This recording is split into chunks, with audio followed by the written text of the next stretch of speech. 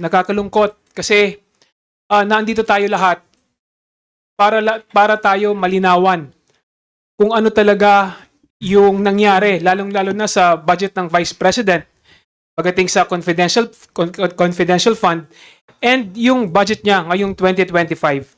Kaya lang, hindi na rin ako magtatanong kasi alam ko, paulit-ulit din yung kanyang isasagot. So nakaka-frustrate lang dahil ito ay pera ng taong bayan. I would like to thank the Vice President for showing her true colors to the House and her lack of respect for check and balances and the separation of powers and accountability. We are a republic. We don't have a king or a queen.